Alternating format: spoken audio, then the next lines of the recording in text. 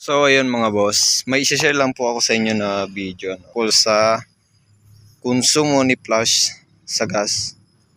So ayun mga boss, para sa akin, matipid naman si Flash kung sa 52 km per liter, matipid na yan.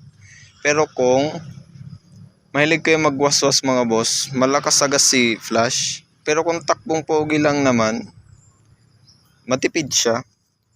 Kaso ako kasi, mahilig ako magwaswas mga boss kaya minsan hindi ko mapigilan na biritin to si Flash kasi yun nga, lalo't ngayon naka open throttle body ako, tapos model ako ng ram air. Pag dumating yung ram air mga boss, gagawan ko yan ng video kung paano siya ikabit. Pero dito tayo po focus mga boss sa gas consumption ni Flash. Para sa akin mga boss, yung gas consumption ni Flash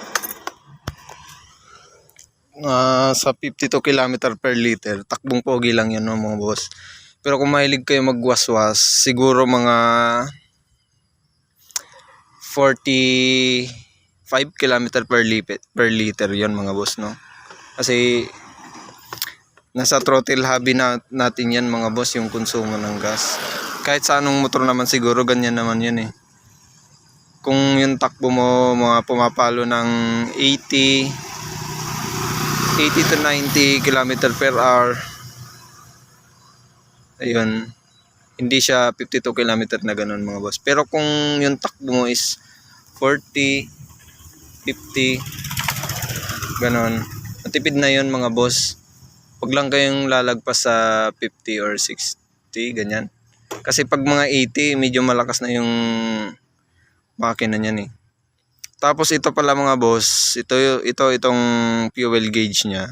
Huwag kayong magpapaniwala dito, minsan madaya to Full tank yung sa tangke mo, pero ito nababawas to Kaya peke to minsan, tong fuel gauge ni Flash no mga boss. Peke to Palagi ko tong nararanasan Kahit ngayon, pag tumatakbo ako, 'di ba ganyan full tank siya. Maya-maya niyan kapag umaandar na ako, mawawala to itong mahaba. Try ko nga kung magbawas yan. Ayan. Hindi naman, pero kapag umaandar yan mga boss, nako,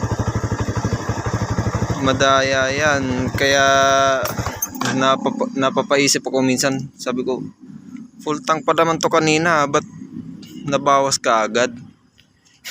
Tapos pag titignan mo sa tangke, ayun, sumisipok-sipok pa siya kasi nga full tank. Pero dito sa fuel gauge, bawas yan. Palagi ko yan nararanasan mga boss. Siya nga pala, ito pa lang yung tinakbo nito ni Flash ko 594 km pa lang. Break-in period pa, pero na-change oil ko na kasi to First change oil niya, binibirit ko na to mga boss. Nakuha kong speed dito is 120 plus pa lang, pero 4th gear. Ganon. So ayan mga boss, dito lang tayo sa gas consumption niya. Tingnan ko nga kung tama ba to. Ito, fuel gauge. Titingnan ko sa tangke niya. Ayun, madaya nga. Full tank naman siya doon. Tapos dito sa tangke, wala nang gas. Loko talaga to si Flash mga boss. Full tank dito. Pero pagdating dito, konti na lang yung gas. Madaya madaya yung fuel gauge doon sa tangke niya. Dapat bawas na to. Kasi nga, kaunti na lang doon sa may tangke. Pero dito, full tank pa. So, dapat, wala na to. Itong mahaba. Diba mga boss? Dapat dito na lang, 2 bar na lang.